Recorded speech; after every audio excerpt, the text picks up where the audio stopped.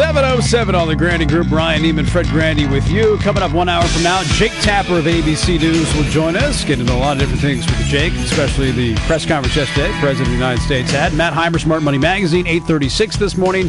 And KT McFarland, Fox News national security analyst, a half hour from now at 7:37.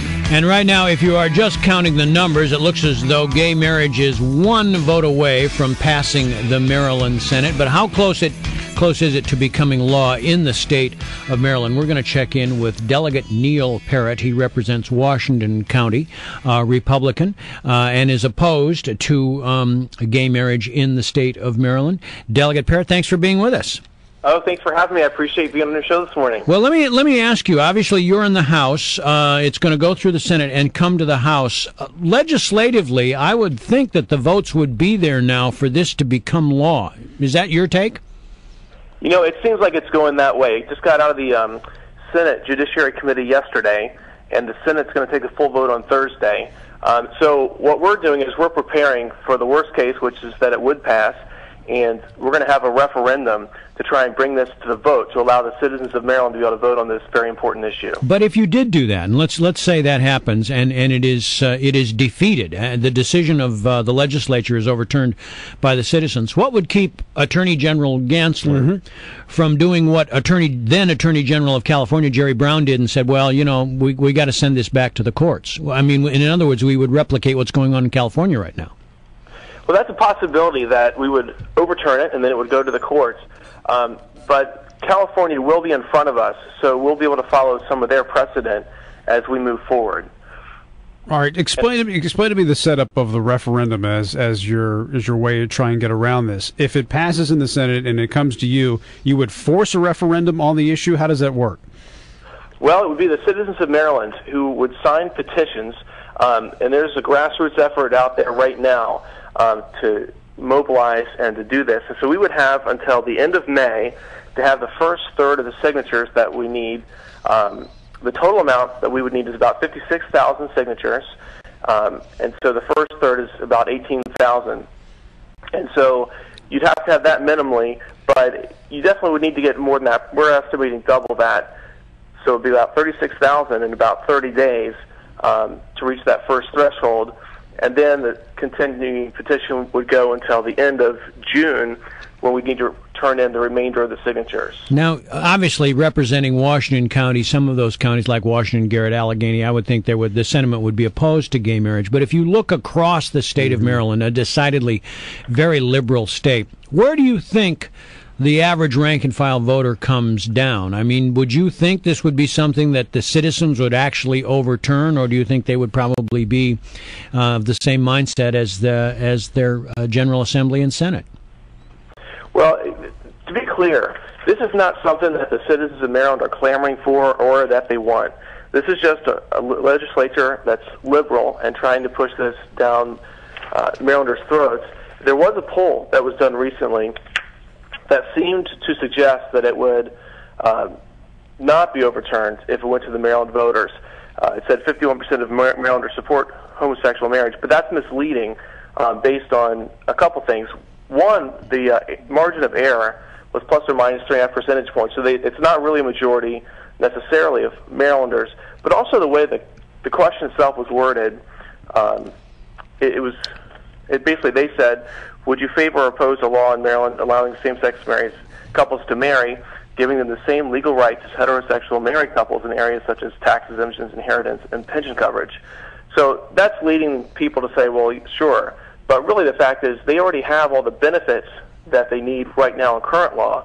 What they're asking for is to try and get the word marriage and to try and make the government say that this is just as acceptable as a man and a woman marriage. So a more honest question would have been something like this: do you favor or oppose redefining marriage in Maryland to include homosexual couples? Right. And if it does go to referendum, when would that vote be? When would be the ballpark of that vote? Right, if it goes to referendum, then we're looking at the presidential general election, so it would be November of 2012. Okay. All right. Let me ask you something about a possible coalition. As we covered this particular issue in the District of Columbia. There were more than a few black churches that were weighing in who took issue with the whole concept of gay marriage. Have you explored that possibility? Inner city Baltimore, areas that are predominantly African American, parts of Prince George's County. Have you heard from any of those congregations as to where they come down on the whole issue of gay marriage in Maryland? Well, we have, and actually a lot of churches, black churches, came to the hearing in the Senate, and it's a little surprising that a lot of their legislators are not listening to the population in their areas. So Prince George's County and Baltimore City legislators who really know that the people they represent oppose same-sex marriage. They're going to vote for this bill in spite of what their constituents would like to see happen. Why would you suppose that would be? I mean, obviously, if you're hearing a constituent voice saying don't vote for this, one would assume, all legislatures kind of being the same, that they must be hearing a voice from somebody else. Who would that other voice be?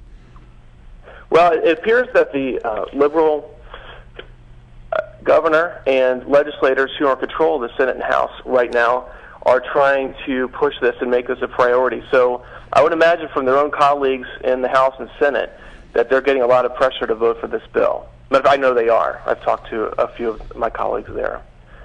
And so rather than representing their constituents, they're caving in to the political pressure here in Annapolis, where this is still fluid right now. So when people call in or write in to their own delegates or senators, that's going to have an effect. They're going to have to think twice before they vote against what their constituents want. I know you consider yourself a member of the Tea Party. I think you even established a Tea Party affiliation in Hagerstown. There are a lot of people in the Tea Party who say, you know what, the government shouldn't be involved in this anyway. If people want to get married, let them get married. Why are you against gay marriage? Oh, that's a great question. You know, I believe that children, they need a mother and a father. By voting for this bill, saying that a mother is not needed in a kid's life or that a father is not needed in a kid's life. And just last week, Attorney General Gansler in Maryland made a decision that starting in March on birth certificates, he's going to allow the parents to choose whether they want to have two moms on that certificate or two dads. But that's physically not possible. So that really is illegal what he's trying to do, especially apart from legislative action. And to say that a child doesn't need one or the other parent, it's just not true. And based on, we need to do what's best for children. And voting for this is not going to help children in our state. We can also look to other states to see what they've done. So Massachusetts, for example, the children are taught, really beginning in kindergarten all the way through their senior year in high school, that same-sex marriage is fine and it's an ideal family, just like a one man and one woman type family. And we also saw in Massachusetts where parents who said, hey, I want to opt out when you're talking about it, have actually been thrown in jail when they tried to get their children out of school. And were found that they hadn't have any say in that issue at all because that was the state law in Massachusetts. Also in that state, there was a Christian school who was forced by a judge to teach that homosexual marriage is just as is legitimate and is normal.